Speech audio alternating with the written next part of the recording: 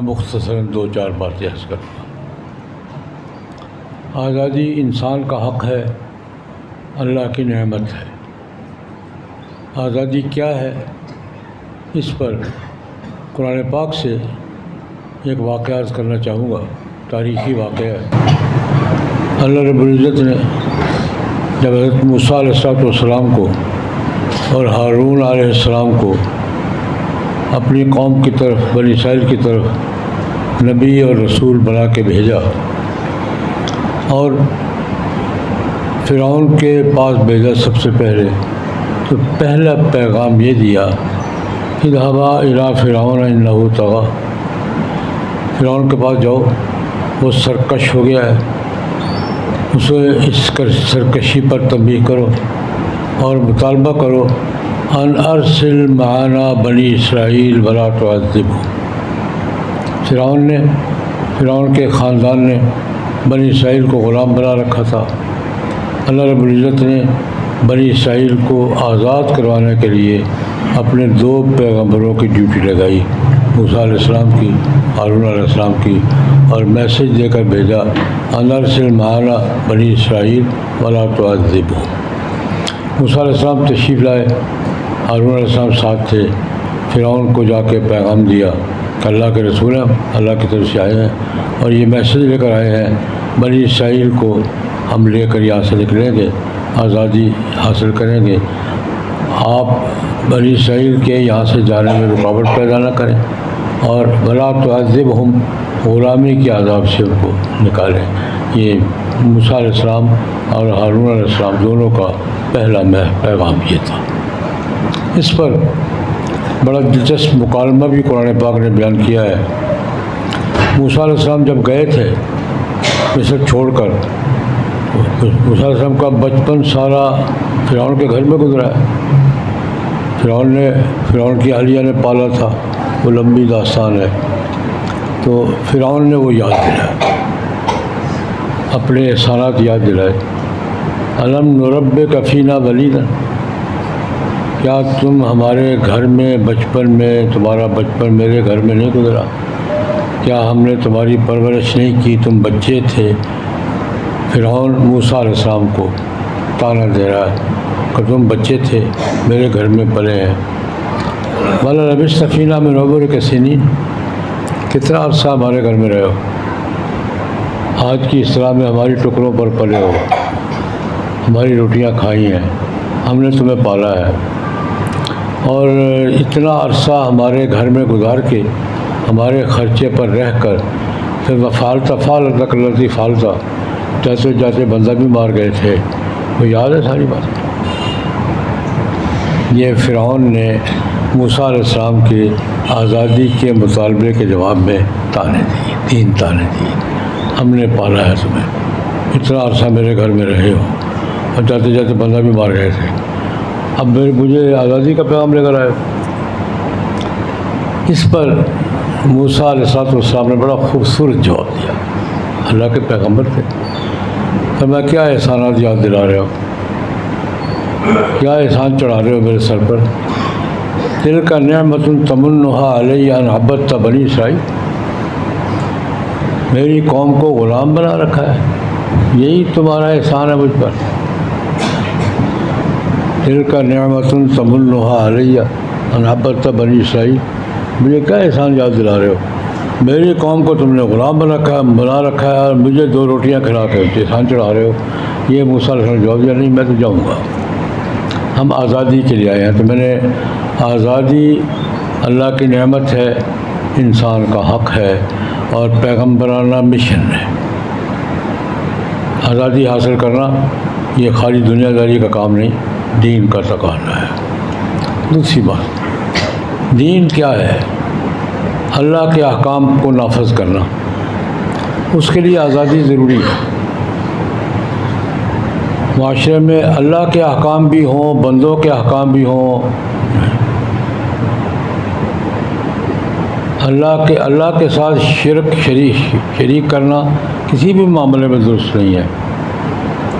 شرک ہر معاملے میں شرک ہے، وہ عبادت میں ہو، وہ قانون میں ہو، وہ نظام میں ہو، وہ کسی چیز میں ہو شرک ہے۔ اللہ کا قانون اور بندوں کے بنائے ہوئے قانون اکٹھے نہیں چل سکتے۔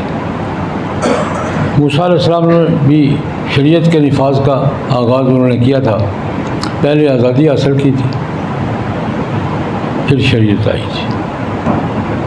پہلے آزادی دی ہے، پھر تورات نازل ہوئی ہے، پھر شریعت نافذ ہوئی ہے۔ تو آزادی انسان کا ویسے بھی حق ہے، قوموں کا حق ہے، اور آزادی اللہ کے احکام پر عمل کے لیے بھی آزادی ضروری ہے۔ غلامی کے ماحول میں اللہ کے احکام پہ عمل وہ نہیں ہوا کرتا۔ جناب نبی کریم صلی اللہ علیہ وسلم نے بھی احکام کا نفاذ کب کیا ہے؟ جب ہجرت کر کے ایک آزاد ماحول قائم کر لیا ہے۔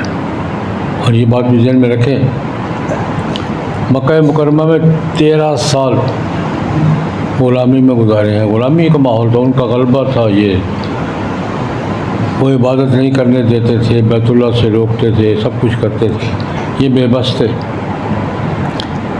حضور نے ہجرت کا تقاضا، یہ ذرا ایک بات ذہن میں تازہ کر لیں کہ نبی کریم صلی اللہ علیہ وسلم مکہ مکرمہ سے ہجرت کر کے جب مدینہ منورہ گئے ہیں تو سب سے پہلا کام کیا کیا ہے؟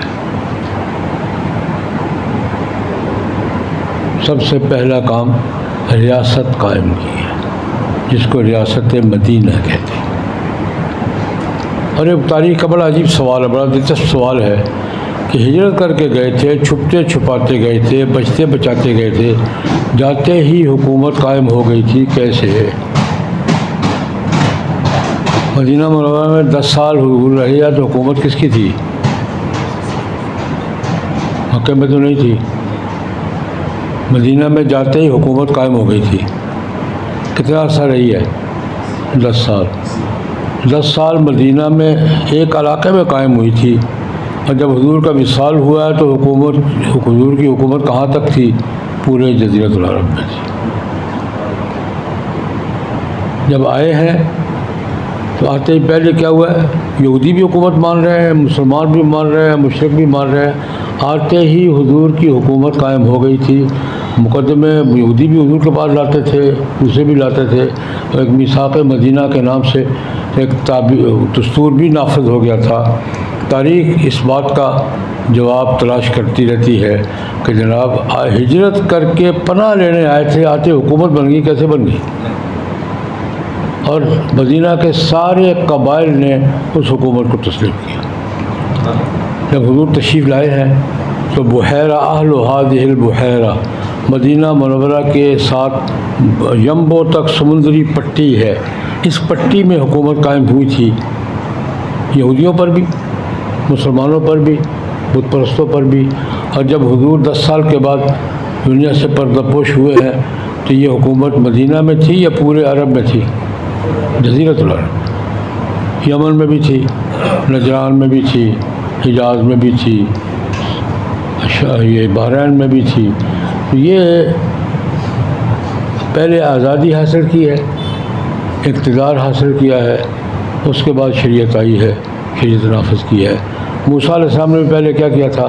آزادی حاصل کی تھی، فرعون غرق ہوا تھا، اور اس کے بعد پھر تورات آئی تھی، پھر شریعت نافذ ہوئی تھی۔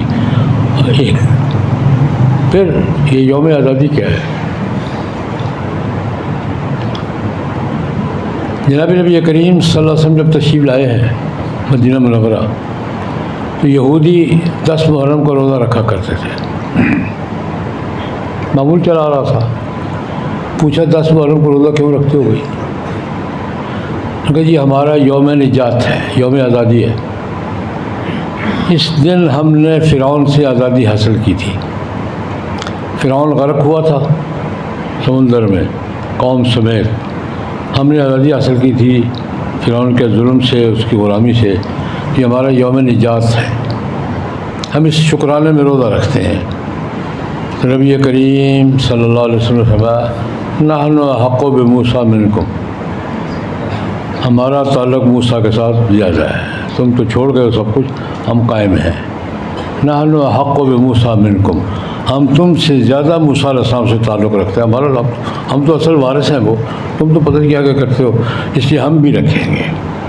تو حضور بھی اس خوشی میں کہ اس دن نجات ملی تھی، آزادی حاصل ہوئی تھی، فرعون غرق ہوا تھا، ظالم ناکام ہوا تھا، مظلوم کامیاب ہوئے تھے، تو حضور نے بھی اس خوشی میں شرکت فرمائی، یہ کہہ کے کہ نحن احق بموسیٰ منکم، موسیٰ علیہ السلام کے ساتھ ہمارا تعلق زیادہ ہے۔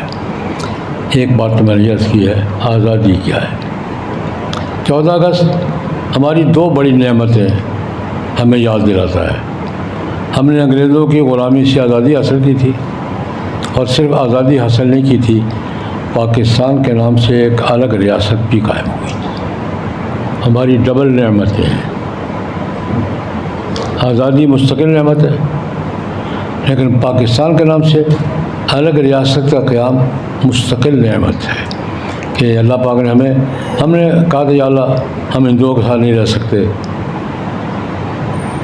ہندوؤں کے ساتھ ہمارا دین الگ ہے، تہذیب الگ ہے، ثقافت الگ ہے، ہم ان کے ساتھ نہیں چل سکتے، ہمیں الگ ریاست چاہیے۔ تو پاکستان کے نام سے ایک الگ ریاست قائم ہوئی تھی۔ ہم ایک آزاد اور مسلم ریاست کے طور پہ 14 اگست کو ہم نے نئی زندگی کا آغاز کیا تھا۔ یہ دو نعمتیں اللہ پاک نے 14 اگست کو عطا فرمائی۔ نعمتوں کے حوالے سے اللہ پاک کے دو ضابطے قرآن پاک میں بیان کیے ہیں۔ اللہ پاک کہتے ہیں یاد رکھو کہ لئن شکرتم لازیدنکم، میری نعمتوں کا شکر ادا کرو گے تو میں نعمتوں میں اضافہ کروں گا۔ اللہ کا قانون ہے لئن شکرتم لازیدنکم، اگر تم میری نعمتوں کا شکر ادا کرو گے تو میں نعمتوں میں کیا کروں گا؟ اضافہ کروں گا۔ اضافہ کروں گا نہیں، اضافہ کرتا چلا جاؤں گا۔ لیکن اگر ناشکری کی تو پکڑ بھی سخت ہوگی۔ دو باتیں فرمائیں، لئن شکرتم لازیدنکم ولئن کفرتم ان عذابی لشدید، اگر شکر ادا کرو گے نعمتوں پر تو نعمتوں میں اضافہ کروں گا، اور ناشکری کرو گے تو سزا بھی میری بڑی سخت ہوگی، ان عذابی لشدید۔ یہ نارمل نعمتوں کے بارے میں ہے۔ یہ بات دوسری بات یاد کرنے لگا، یہ نارمل نعمتوں کے بارے میں ہے جو اللہ رب العزت نے ہمیں خود عطا فرمائی ہے۔ ایک جگہ اللہ پاک نے فرمایا آتاکم من کل ما سألتموہ، تم نے جو مانگا میں نے دیا، تم نے جو مانگا میں نے دیا۔ کیا مانگا تھا؟ ہم نے تو کچھ نہیں مانگا تھا، جو تمہاری ضرورت تھی میں نے تمہیں دی۔ جسم میں بھی جو چیزیں چاہیے تھی میں نے دی ہے، ماحول میں دی ہے، جو تمہاری ضرورت کی چیزیں تھیں میں نے دی ہیں، اور اتنی دی ہیں ان تعدوا نعمت اللہ لا تحصوها، اگر تم اللہ کی نعمتوں کو شمار کرنا چاہو تو شمار نہیں کر سکتے۔ تمہارے بس کی بات نہیں ہے کہ تم نعمتوں کو شمار کر سکو۔ ایک چھوٹی سی مثال میں سمجھانے کے لیے عرض کیا کرتا ہوں۔ کائنات تو کائنات ہے، ایک انسان کا وجود ہے، 2 من 2.5 من 5.5 فٹ 6 فٹ کمی بیشی ہو تو نظر آتا ہے۔ 5.5 فٹ 6 فٹ کا انسان ہے، 2.5 من کی لاش ہے۔ اس کے اندر کی نعمتیں، اس کے اندر اللہ رب العزت نے کیا کچھ رکھا ہوا ہے۔ اس باڈی کے اندر کی نعمتوں کا حساب کرنے کے لیے میڈیکل سائنس کتنے عرصے سے ریسرچ کر رہی ہے۔ پہلے طب تھی، اب میڈیکل، ہزاروں سال سے نئی چیزیں، یہ پٹھے اس کام آتے ہیں، یہ اس کے اندر کی نعمت، یہ چھوٹی سی چیز ہے، اس کے اندر کی نعمتیں میڈیکل سائنس شمار کرنے میں ہزاروں سال سے مصروف عمل ہے۔ میرا سوال یہ ہے، کیا میڈیکل سائنس آج کی تمام ترقی کے ماحول میں یہ دعویٰ کرنے کی پوزیشن میں ہے کہ ہم نے سب کچھ دیکھ لیا ہے، اب اور کچھ اس کے اندر نہیں ہے، یہ دعویٰ کرنے کی پوزیشن میں ہے؟ دنیا کی کوئی میڈیکل یونیورسٹی، کوئی میڈیکل کالج، کوئی میڈیکل ادارہ یہ دعویٰ کرنے کی پوزیشن میں ہے کہ انسان کے اس چمڑے کے اندر جو کچھ ہے بگل لیا ہم نے، بس اب اور کچھ ہمیں کچھ بھی نہیں ہے، یہ دعویٰ کرنے کی پوزیشن میں ہے؟ ہم تو اپنے اندر کی نعمتیں شمار نہیں کر سکے ابھی تک۔ ان تعدوا نعمت اللہ لا تحصوها، اللہ کی نعمتیں شمار کرنا چاہو تمہارے بس کی بات نہیں ہے۔ یہ نارمل نعمت ہے جو اللہ نے دی ہیں۔ ایک بات اللہ نے اور فرمائی ہے، میں وہ عرض کرنا چاہتا ہوں بطور خاص۔ اللہ کہتے ہیں جو مانگی ہوئی نعمت کی ناشکری کرو گے تو پھر سزا بھی اسی حساب سے دوں گا۔ اس پر اللہ رب العزت نے قرآن پاک میں واقعہ بیان کیا ہے۔ حضرت عیسیٰ علیہ السلام کے حواریوں نے عیسیٰ علیہ السلام سے تقاضا کیا، حضرت پوچھا حل یستطیع ربک ان ینزل علینا مائدۃ من السماء، یا حضرت کیا اللہ پاک آسمان سے تیار دسترخوان بھیج سکتا ہے؟ پکے پکائے کھانے، کچا راشن دیتا ہے ہم پکاتے ہیں تو پکے پکائے بھیج سکتا ہے؟ حل یستطیع ربک، کیا رب میں یہ طاقت ہے کہ پکے پکائے کھانے بھیجے؟ مائدۃ من السماء، اس کا آج کی زبان بوفے بھیج دے۔ اللہ پاک بوفے بھیج سکتا ہے؟ پہلے تو عیسیٰ نے خدا کا خوف، اتقوا اللہ ان کنتم، خدا سے ڈرو، خدا پر ایمان نہیں ہے؟ انہوں نے کہا نہیں حضرت ہمارا جی چاہتا ہے، نريد أن نأكل منها وتطمئن قلوبنا ونعلم أن قد صدقتنا ونكون عليها من حضرت ہمارا جی چاہتا ہے کہ آسمان سے پکے پکائے کھانے آئیں، بوفے آئے، ہم کھائیں، جی چاہتا ہے۔ عیسیٰ علیہ السلام نے درخواست کر دی، اللہم انزل علینا مائدۃ من السماء، یا اللہ یہ تو اب سوال پڑ ہی گئے ہیں، آپ ہی دے دیں، اللہ کو کیا فرق پڑتا ہے، کچا راشن دے تو پکا کے بھیج دے، اس کو کیا فرق پڑتا ہے۔ انزل علینا، درخواست کر دی، انزل علینا مائدۃ من السماء تکون، ہماری عید ہو جائے گی، پکے پکانے کھانے آئیں گے تو کیا ہو جائے گی، ہماری عید ہو جائے گی۔ اللہ نے کہا ٹھیک ہے، انی منزلها علیکم، اتار دیتا ہوں، یاد رکھنا یہ نعمت مانگ کر لے رہے ہو، من یکفر بعد منکم فإنی اعذبہ عذابا لا اعذبہ احد من العالمین، اگر اس نعمت کی ناشکری کی وہ سزا دوں گا کہ کائنات پہ کسی کو نہیں دی ہوگی۔ یہ مانگی ہوئی نعمت ہے، من یکفر بعد منکم فإنی اعذبہ عذابا لا اعذبہ، ایسی سزا دوں گا کائنات پہ کسی کو نہیں دی ہوگی۔ ٹھیک ہے جی، منظور۔ اب آسمان سے دسترخوان آیا یا آتا رہا؟ صبح و شام آتا رہا، تیار کھانے، بوفے آتا رہا آسمان سے۔ صرف ایک شرط تھی، آؤ کھاؤ جتنا مرضی کھاؤ، شاپر جیب میں نہیں ہوگا۔ یہی شرط تھی نا، جتنا مرضی کھاؤ جا، شاپر جیب میں نہیں ہوگا۔ اور شاپر جیب میں نہ ہو، ہمارے لاہور اور گجرانوالے کے لوگوں کے لیے ممکن نہیں ہے، کیسے ہو سکتا؟ ہو گیا کام شروع۔ اس پر پہلے اللہ کے پیغمبر نے تنبیہ فرمائی، پھر جب باز نہیں آئے اللہ پاک نے سزا کیا دی، اللہ پاک معاف فرمائے، رات کو سوئے ہیں تو انسان ہے، صبح اٹھے ہیں تو خنزیروں کی شکل میں مسخ ہو چکے، شکلیں بدل، جنس بدل۔ اللہ کہتے ہیں انی اعذبہ عذابا لا اعذبہ احد من العالمین۔ یہ بات میں نے اس عرض کی ہے، ہم یوم تشکر تو منا رہے ہیں، یوم آزادی بھی منا رہے ہیں، آزادی کے ساتھ ہم نے کیا کیا ہے؟ آج ہم آزاد ہیں، ہمارے فیصلے ہم کرتے ہیں، ہمیں دوسرے دن امریکہ جانا پڑتا ہے، ہمیں کنٹرول ہم کرتے ہیں یا IMF کرتا ہے؟ ہمارے فیصلے ہم کرتے ہیں یا کہیں اور ہوتے ہیں؟ ہم آزاد ہیں، اللہ پاک ہمارے حال پر رحم فرمائے۔ ہم نے پاکستان اس وعدے پر اللہ پاک سے مانگا تھا، یا اللہ پاکستان تو دے دے، تیرا قانون ہم نافذ کریں گے۔ آزادی کے ساتھ ہماری آزادی کا حشر وہ ہے کہ ہمارے فیصلے باہر ہوتے ہیں، کنٹرول باہر ہے۔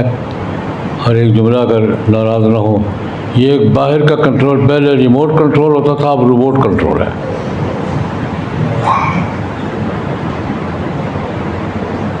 شروع سے ہم باہر کا کنٹرول ہے، پہلے ریموٹ کنٹرول ہوتا تھا، اب روبوٹ نظر آتے ہیں، روبوٹ کنٹرول ہے۔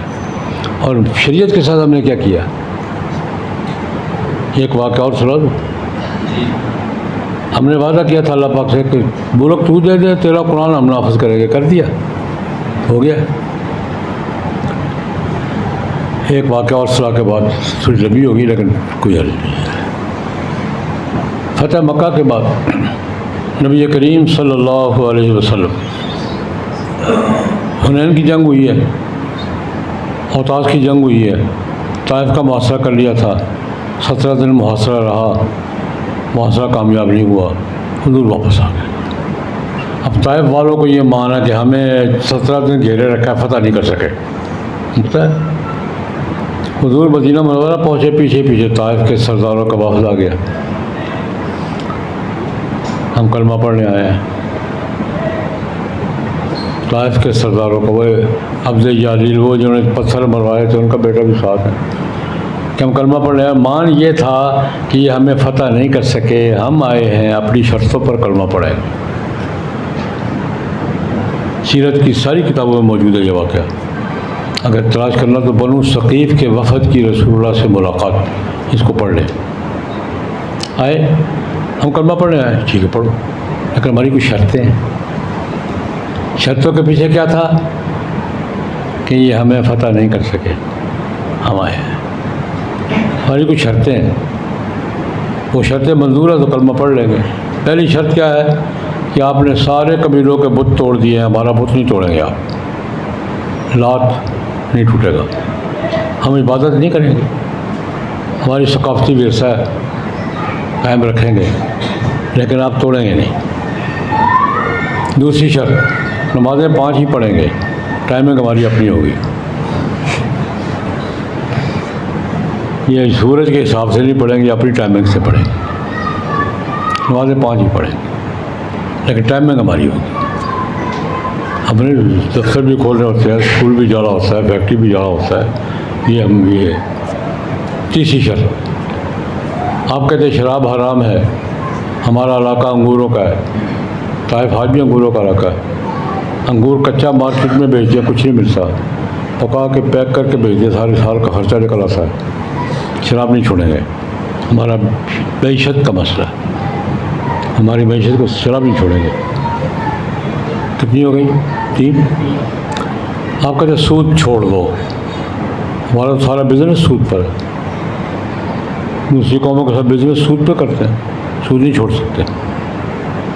کتنی ہو گئی؟ 4۔ 5ویں، آپ کہتے ہیں زنا چھوڑ دو، ہمارے یہاں شادیاں دیر سے کرنے کا رواج ہے، مشکل ہوگا۔ یہ 5 باتیں اگر منظور ہے تو کلمہ پڑھ لیں۔ میں اس کا ترجمہ اپنی زبان میں کیا کرتا ہوں، یہ 5 کام تو ہم نہیں کریں گے، اس کے بعد اگر کلمے میں کچھ رہ گیا تو پڑھا دیں۔ کیا خیال ہے؟ یہی ترجمہ صحیح ہے نا؟ یہ 5 کام تو ہم نہیں کریں گے، اگر کلمے میں کچھ رہ گیا تو پڑھا دیں، ہم پڑھنے کو لیے تیار ہیں۔ رسول اللہ صلی اللہ علیہ وسلم نے مسترد فرمایا، ادخلوا فی السلم کافہ۔ میں یہ ایک جملہ عرض کیا کرتا ہوں، اسلام اسپیئر پارٹس کی دکان نہیں ہے کہ یہ خرید لو یہ چھوڑ دو، یہ پیکج ہے۔ اسلام اسپیئر پارٹس کی دکان نہیں ہے کہ جو پورا اچھا لگے لے لو اور جو نہیں لگے، پیکج ہے، پورا لینا پڑے گا۔ ہماری ساری شرطیں مسترد، پھر صحیح کبھی وہ گئے اپنے خیمے میں، رات کو مشورہ کیا، سمجھ میں آ گئی بات کہ مشکل ہے یار، یہ کیسے ہو سکتا ہے کہ مکے کا اسلام اور ہو اور طائف کا اسلام اور ہو، فاصلہ کتنا ہے؟ 90 میل 100 میل، کہ مکے کا اسلام اور ہو اور طائف کا، یہ کیسے ہو سکتا ہے؟ ان کی سمجھ میں آ گئی بات۔ اور اگر خدا نہ خواستہ مکے کی نمازیں اور ہوتی، طائف کی اور ہوتی، مکے کی معیشت اور ہوتی، طائف کی اور ہوتی، مکے کی شریعت اور ہوتی، طائف کی اور ہوتی، اور لاہور گجرانوالہ کی بالکل ہی اور ہوتی۔ حضور نے مستقبل سمجھ میں آ گئی، صبح آئے یا رسول اللہ شرطیں واپس، کلمہ پڑھائی۔ میں آخری بات عرض کروں، ان کو 24 گھنٹے میں بات سمجھ میں آ گئی تھی، ہمیں 78 سال میں سمجھ میں نہیں آ رہی، ہم اپنی شرطوں پر اڑے ہوئے ہیں۔ اڑے ہوئے ہیں کہ نہیں اڑے ہوئے؟ یہ کام بھی نہیں کریں گے، یہ کام بھی نہیں کریں گے، یہ کام بھی، کلمہ پڑھتے رہیں گے، نعرے لگاتے رہیں گے اسلام زندہ باد، لیکن اللہ تبارک و تعالیٰ ہمیں معاف فرمائے. ہمیں اللہ تبارک و تعالیٰ کے اس ارشاد کو بھی سامنے رکھنا چاہیے، من یکفر بعد منکم فانی اعذبہ عذابا لا اعذبہ احدا بالعالمین. جو نعمت مجھ سے مانگ کر لی ہے اس کی ناشکری پر سزا بھی وہ دوں گا جو کائنات پہ کسی کو نہیں دی ہوگی. اللہ پاک پاکستان کی حفاظت فرمائے، استحکام نصیب فرمائے، وحدت نصیب فرمائے. ہمیں اپنے دین کے ساتھ بھی، ملت کے ساتھ بھی، ملک کے ساتھ بھی صحیح طریقے سے خلوص کے ساتھ محنت کرنے کی توفیق عطا فرمائے. اللہم صلی علی سیدنا محمد النبی الامی وآلہ وصحبہ وبارک وسلم. ربنا ظلمنا انفسنا وإن لم تغفر لنا وترحمنا لنکونن من الخاسرین. اور کریم وطن عزیز کی استحکام، وحدت، صالحیت کی حفاظت فرما، ہمیں حفاظت کی توفیق عطا فرما. اپنے وطن کو، پاکستان کو صحیح معنی میں پاکستان بنانے کی توفیق عطا فرما. اور کریم ہمارے غزہ کے، فلسطین کے مظلوم مسلمانوں کی مدد فرما. جہاں کئی مسلمان مظلوم ہیں مدد فرما، ان کی دستگیری فرما. ہمیں ان کا ساتھی بنا مولا کریم، ہمیں مظلوموں کا ساتھی بنا. مہربانی مولا کریم، ہمیں ظالموں کے کم میں شامل ہونے سے بچا. ہمیں مظلوموں کے کم میں شامل رکھ، ان کے ساتھ تعاون کی توفیق عطا فرما. اور پاکستان کو صحیح معنوں میں اسلامی جمہوریہ پاکستان بنانے کی توفیق عطا فرما. ربنا تقبل منا انك انت السميع العليم وتب علينا انك انت التواب الرحيم. وصلى الله تعالى على خير خلقه محمد وآله واصحابه واتباعه اجمعين برحمتك.